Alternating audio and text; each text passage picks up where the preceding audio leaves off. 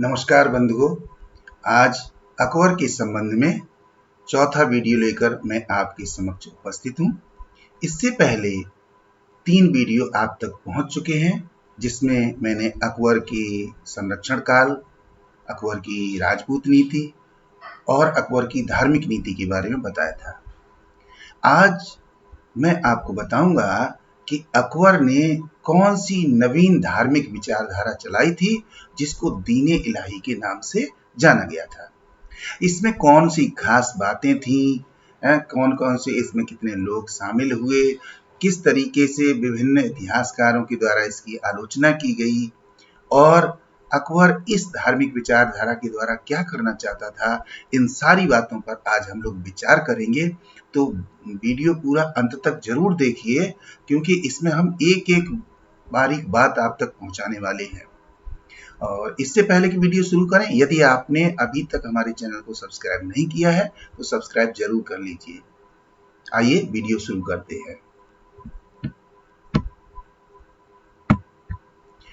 अकबर भाग 4 दीने इलाही। अब ये दीने इलाही क्या था, ये बात समझने की है। तो इसमें क्या था कि सभी धर्मों की श्रेष्ठ बातों का समन्वय था। जैसा कि पिछले वीडियो में मैंने आपको बताया था कि अकबर का जन्म जिस समय हुआ था उस अमरकंटक में, तो उस समय हुमायूं जो है वो पलायन की स्थिति में था और अकबर का पालन पोषण पूरा राजपूत घराने में हुआ था। इस जिसके कारण से वो राजपूत संस्कृति को उसने बहुत नजदीक से देखा था। इसके अलावा उसके गुरु और उसके आसपास का जो परिवेश था, उसके जो और लोग थे, वो बहुत उदारवादी थे और समन्वयवादी थे, जिसके कारण अकबर पर उसका प्रभाव पड़ता चला गया। और फिर अकबर ने जब इबादत खाना शुरू किया तो उसने जैन धर्म, ईसाई धर्म, हिंदू धर्म, सिख धर्म, इस्लाम धर्म, सभी के आचार्यों को बुलाया और सभी धर्मों की अच्छी बातें उसने जानी। और तब ये निर्णय लिया कि कोई एक ऐसा धर्म होना चाहिए कि जो सभी धर्मों में श्रेष्ठ बातें हैं उनको इकट्ठा करके लोगों को अनुकरण करने के लिए कहा जाए। और इसी उद्देश्य को ध्यान में रखते हुए उसने इस धर्म की स्थापना की थी, जिसका नाम दीने इलाही रखा गया था। दीने इलाही का तात्पर्य है ईश्वरीय धर्म।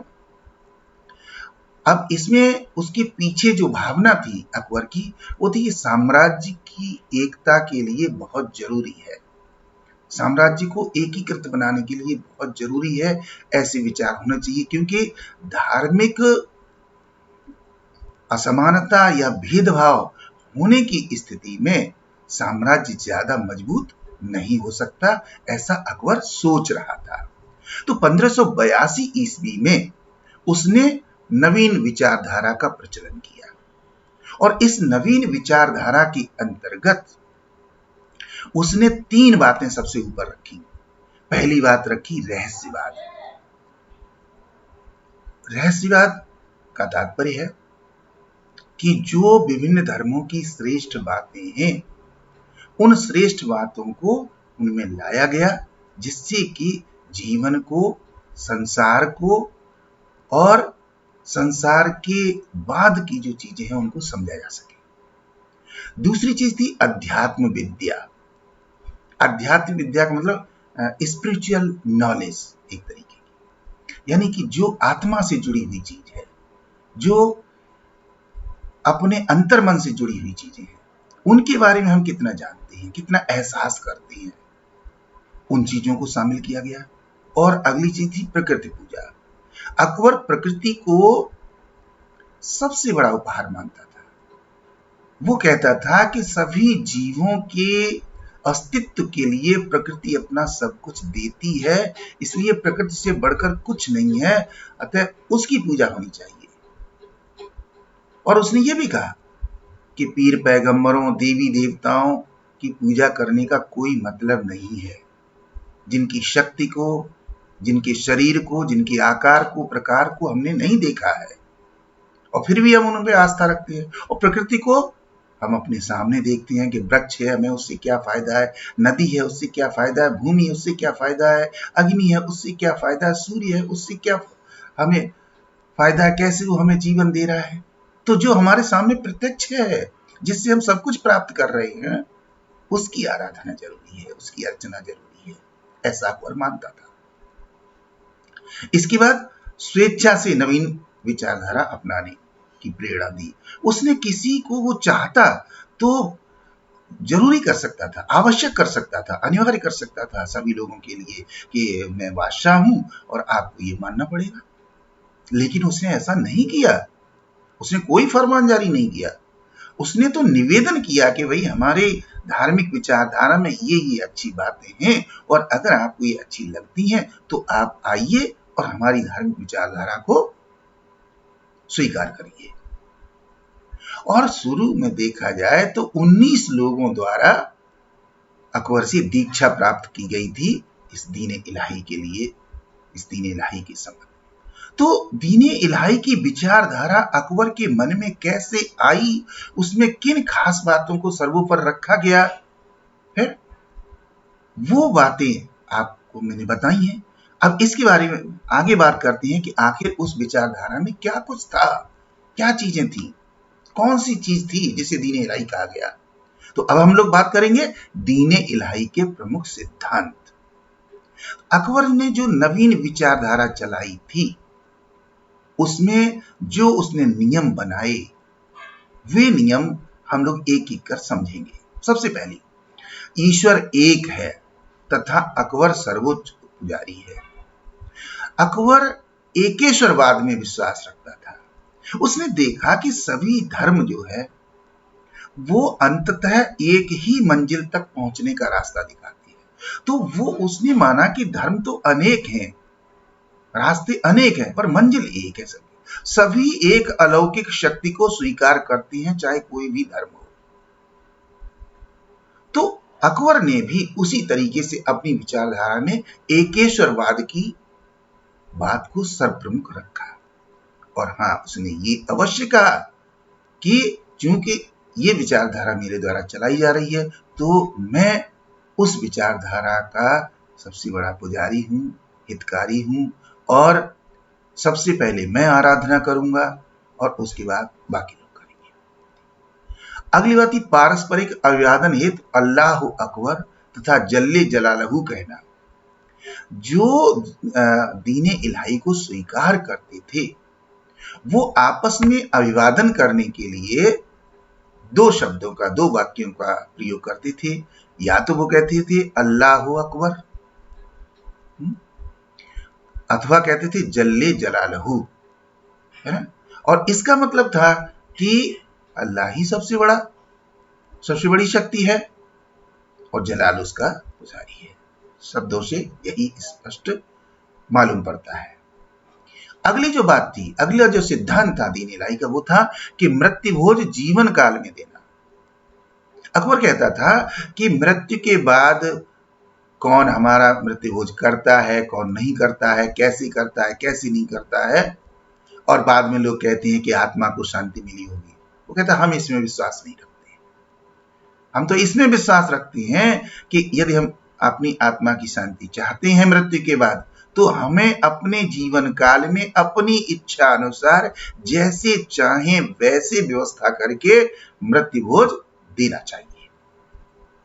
अगली बात, रविवार का दिन सबसे पवित्र है और इसी दिन दीक्षा प्राप्त करना। दीन इलाही में रविवार के दिन को सबसे श्रेष्ठ माना गया, सबसे उत्तम माना गया, और इसीलिए इसी दिन को दीक्षा प्रदान की जाती थी। जो लोग उसको स्वीकार करते थे, उनको इसी दिन उनको दीक्षा दी जाती थी। अगला जो सिद्धांत था वो था दीक्षा से पूर्व अकबर के समक्ष सिजदा या साष्टांग प्रणाम करना होता था। अकबर के समक्ष जो भी अनुयायी बनता था, वो अकबर के समक्ष अपना समर्पण करता था और उसमें सिजदा का मतलब है साष्टांग प्रणाम करना, जमीन पर लेटकर प्रणाम करना, झुककर प्रणाम करना। अगली बात, सूर्य तथा अग्नि की उपासना सभी के लिए अनिवार्य की गई। अकबर ने रविवार का दिन चुना था और रविवार का दिन सूर्य का दिन होता है, इसलिए उसने सूर्य को सबसे बड़ी शक्ति माना और उसने कहा सूर्य जीवन देता है और उस जीवन का भोजन अग्नि के द्वारा उत्पन्न है, इसलिए सूर्य और अग्नि की पूजा आवश्यक है सभी के लिए। आगे हम देखें और जो उसके सिद्धांत हैं उनके बारे में बात करें तो अगला जो सिद्धांत है वो है कि वृद्धाओं तथा नाबालिग कन्याओं के साथ विवाह निषेध। अकबर ने ये नियम बनाया दीन इलाही के अंतर्गत कि वृद्धाओं के साथ और नाबालिग कन्याओं के साथ विवाह अथवा निकाह नहीं करना है, निषेध कर दिया उसको। और यदि कोई ऐसा करता है तो धार्मिक विचारधारा विरोधी माना जाएगा। अगला जो सिद्धांत था, अगला जो नियम बनाया गया वो है अनुयायियों द्वारा अपनी वर्षगांठ पर भोज देने की व्यवस्था। अकबर इससे पहले भी अपनी वर्षगांठ मनाता आ रहा था और वर्षगांठ वाले दिन वो अपनी मनमर्जी के वस्त्र पहनता था, अपनी मनमर्जी का भोजन बनवाता था और अपनी मर्जी के अनुसार खुशियां मनाता था। और उसने महसूस किया कि वो खुशियां कुछ अलग प्रकार की थी। एक बार गेरुआ वस्त्र पहन करके वो अब्दुल नबी साहब के पास पहुंच गया आशीर्वाद लेने के लिए, उनको अभिवादन करने के लिए। लेकिन नबी साहब ने बहुत ही क्रोधित होकर के अपनी छड़ी उठाई और गलती से वो छड़ी अकबर को लग गई थी, जिसके कारण अकबर को बहुत अरुचि हो गई थी इस्लाम से और नबी साहब से। बाद में उनको उनके पद से भी हटा दिया गया था।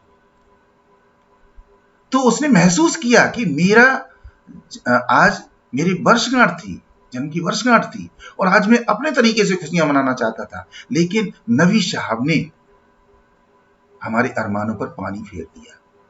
इसलिए अकबर ने यह निश्चित किया कि हमारी धार्मिक विचारधारा में ऐसी कोई भी स्थिति नहीं होनी चाहिए जिसमें कि वर्षगांठ वाले दिन व्यक्ति खुशी ना मना सके, इसलिए उसने ऐसी व्यवस्था की थी। अगले सिद्धांत के बारे में अगर बात की जाए तो वो था मांस भक्षण और मदिरा पान निषेध कर दिया।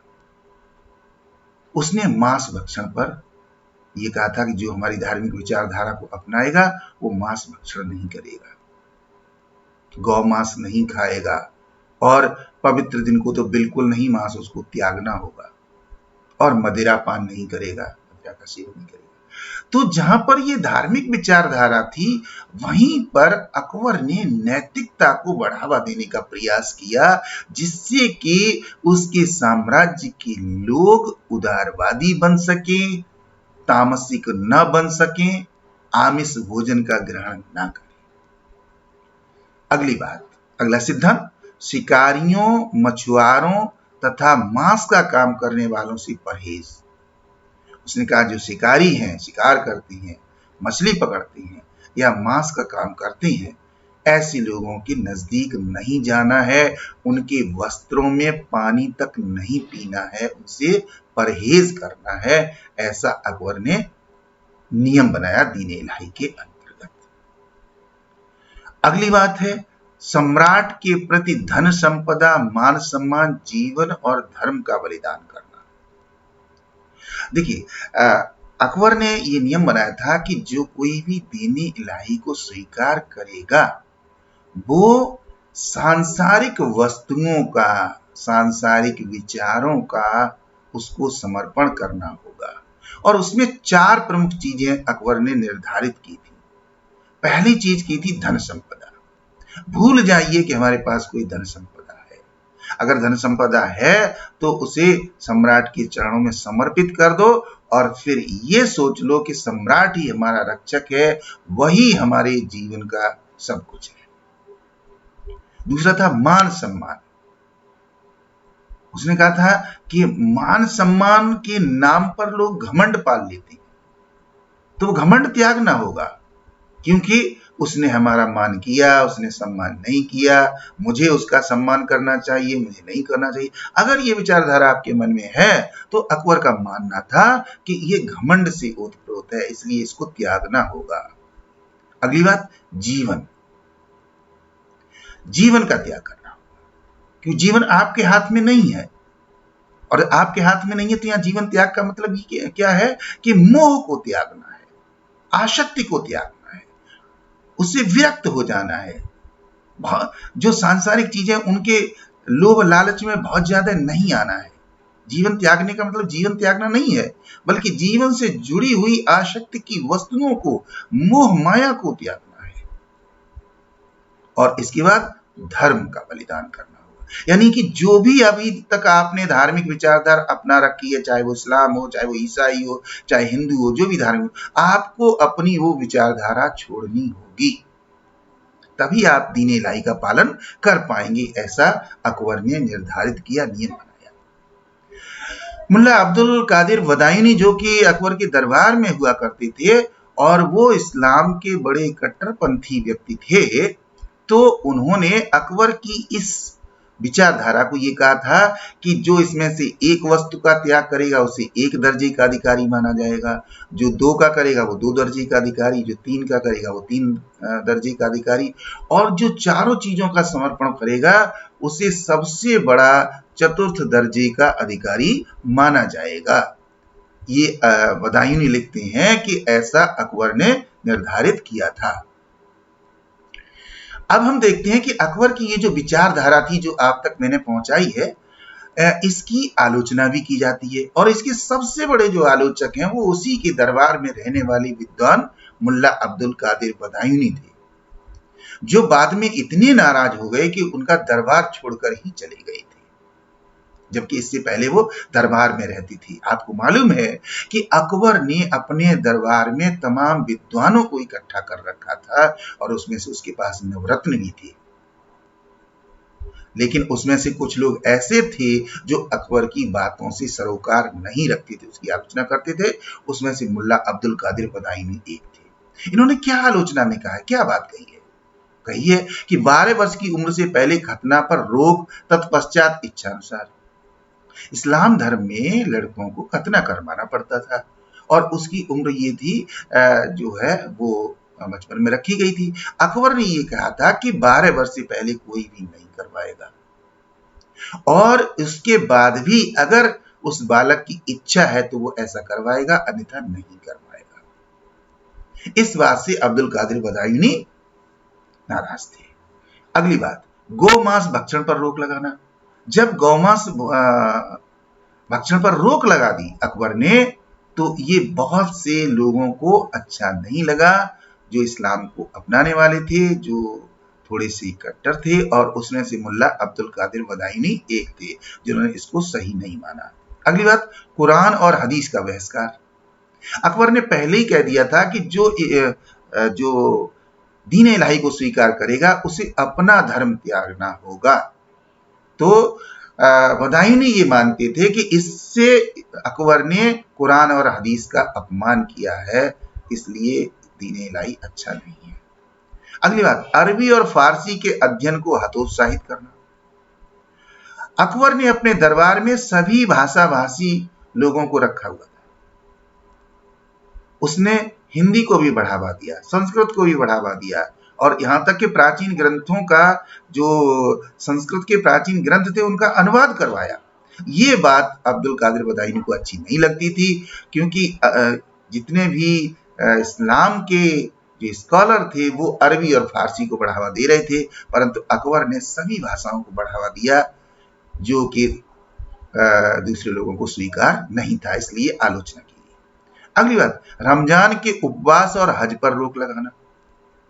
अकबर ने रमजान के उपवास पर रोक लगा दी।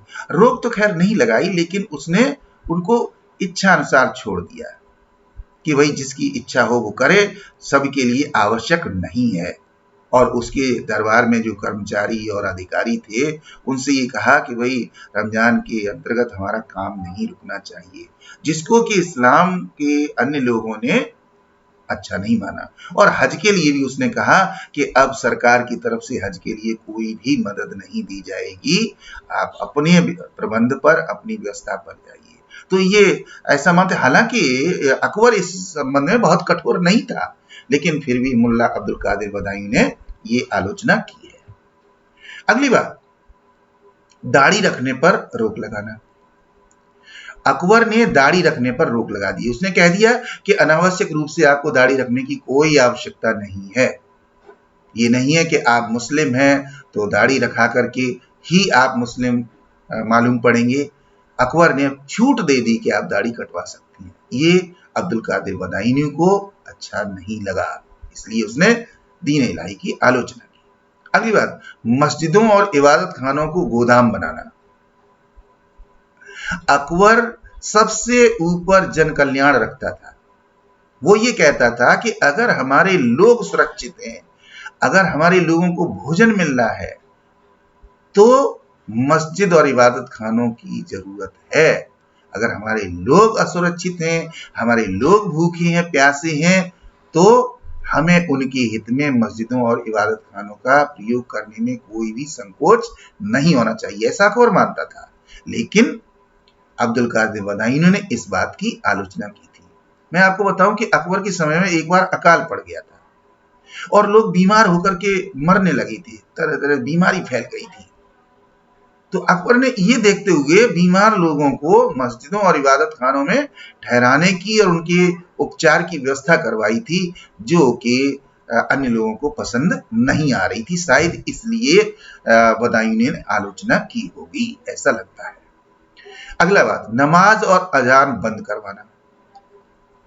अब्दुल कादिर बदायूं ये मानते हैं कि अकबर ने नमाज और अजान बंद करवा दी थी, लेकिन बहुत से इतिहासकार इसको सही नहीं मानते हैं। उसने हाँ एक बात अवश्य कर दी थी, उसने उसकी अनिवार्यता खत्म कर दी थी। उसने किसी तरीके की ऐसी रोक नहीं लगाई थी कि ऐसा होगा ही नहीं, ऐसा नहीं है, बल्कि उसने उसकी अनिवार्यता को खत्म कर दिया था। जिसकी इच्छा वो ऐसा करे, जिसकी नहीं इच्छा वो न करे। अब्दुल कादिर बदायूं थोड़ा ज्यादा आलोचक थे, इसलिए उन्होंने हर बात उन्हें अकबर की बुरी लगती थी, शायद ऐसा उन्होंने सोचा होगा, इसलिए लिखा। अगली बार, लड़कों के विवाह की आयु 16 वर्ष और लड़कियों की 14 वर्ष निर्धारित की। अकबर ने विवाह की आयु, निकाह किससे करना है, विवाह किससे करना है, उसकी उम्र कितनी होनी चाहिए, ये चीजें उसने निर्धारित कर दी थी, क्योंकि उसने अपनी आंखों के सामने कुछ कन्याओं का, ऐसी कन्याओं का विवाह होते हुए देखा था जो बिल्कुल कम उम्र की थी और बाद में फिर उनके ऊपर बड़े अत्याचार किए जाते थे। और जब वो विवाह की उम्र उनकी होती थी, उनका शारीरिक दृष्टि से वो विवाह की लायक होती थी, तब तक उनका तलाक हो जाता था या उन्हें परित्यक्ता कर दिया जाता था। कहने का मतलब उनका जीवन बिल्कुल अंधकारमय हो जाता था। इसलिए अकबर ने ये बहुत ही महत्वपूर्ण कदम उठाया था कि उसने आयु निर्धारित कर दी थी। वैसे तो ये कदम अच्छा था, लेकिन उस समय के लोगों को पसंद नहीं आया। अगली बात, ममेरे, फुफेरे, चचेरे भाई बहनों का विवाह बंद करवाना। अकबर ने जो बिल्कुल निकटस्थ रक्त संबंधी होते थे, उनसे विवाह करने पर रोक लगा दी थी। कारण इसका ये था कि अकबर के दरबार में हर समय षड्यंत्र होती रहती थी। प्रारंभिक चरण में, जो प्रारंभिक काल था अकबर का संरक्षण काल, खासतौर से शुरू के 4 वर्ष, और बहुत परेशानी अकबर को उसकी वजह से हुई। तो वो ये समझता था कि ममेरे, फुफेरे, चचेरे भाई बहनों के साथ विवाह हो जाने के कारण वो पूरा का पूरा कुनबा वहां पर विकसित हो जाता था और वो जो चाहे वो मन चाहे षड्यंत्र वो बना कर लेते थे। शायद अकबर की ये विचारधारा रही हो, परंतु इसी के कारण जब उसने रोक लगाई तो बदायूं को ये पसंद नहीं आया। अगली बात थी हरम में सूअर और कुत्ते रखे जाने का आदेश। अकबर के बारे में बदायूं लिखते हैं कि अकबर ने जो है हरम में कुत्ते छुड़वा दिए थे, सूअर रखवा दिए थे और उनकी निगरानी करने के लिए लोग रख दिए थे। बदायूंनी ये ज्यादा आलोचना कर गए हैं। ऐसा अन्य लोग नहीं मानते हैं कि अकबर ने ऐसा किया था, ऐसा बिल्कुल भी नहीं था। अकबर ने व्यवस्था बहुत सही तरीके से की थी, इस तरीके का कुछ नहीं था, दूसरे इतिहासकार मानते हैं। लेकिन बदायूंनी ने शायद अतिवादी आलोचना कर दी, मतलब बहुत ज्यादा आलोचना कर दी तो दीन इलाही की, और दीन इलाही को उन्होंने इस्लाम विरोधी घोषित कर दिया एक तरीके से। तो सबसे बड़ी आलोचना दीन इलाही की जो है वो की जाती है बदायूंनी के द्वारा। अब हम देखते हैं कि दीन इलाही के बारे में दूसरे इतिहासकार क्या सोचते हैं, क्या मंतव्य देते हैं। तो कुछ इतिहासकारों के विचार मैंने यहाँ पर रखे हैं। इसमें वी.ए. स्मिथ साहब लिखते हैं कि दीन इलाही अकबर की बुद्धिमत्ता का नहीं अपितु उसकी मूर्खता का प्रतीक था। वी.ए. स्मिथ साहब ने भी दीन इलाही के बारे में अकबर की आलोचना की है। एक जगह वो लिखते हैं कि वो पैगंबर बनना चाहता था, तो इसलिए जो है उसने ऐसा किया और ये बड़ा मूर्खतापूर्ण कदम था, ऐसा वी.ए. स्मिथ लिखते हैं। बाद में वो ये भी बताते हैं कि अगर ऐसा नहीं होता तो दीन इलाही के बहुत अधिक अनुयायी बन जाते। लेकिन कारण जो भी पीछे रहा हो, लेकिन वी.ए. स्मिथ साहब दीन इलाही की विचारधारा से सरोकार नहीं रखते थे, वो उसकी आलोचना करते हैं। बुलजले हेग लिखते हैं, जो कि मध्यकालीन न केवल भारत बल्कि विश्व के बहुत अच्छे इतिहासकार जिन्होंने विश्व इतिहास पर भी बहुत कुछ लिखा है, वो कहते हैं कि वह पोप और राजा दोनों ही बन गया था। कहने का मतलब है कि वो धार्मिक दृष्टि से भी सबसे शक्तिशाली व्यक्ति बनना चाहता था और राजनीतिक दृष्टि से तो वो था ही, यानी राजा भी था और पोप भी था। तो इसलिए बुलजले हेग भी लिखते हैं कि वो बहुत बड़ा महत्वाकांक्षी था, शायद इसलिए उसने ऐसा किया। डॉक्टर आशीर्वादीलाल श्रीवास्तव लिखते हैं कि दीन इलाही की स्थापना में अकबर का महान राजनीतिक उद्देश्य था कि वह इसके द्वारा हिंदू और मुसलमान धर्मों को मिलाकर मुगल साम्राज्य में राजनीतिक एकता कायम कर सके।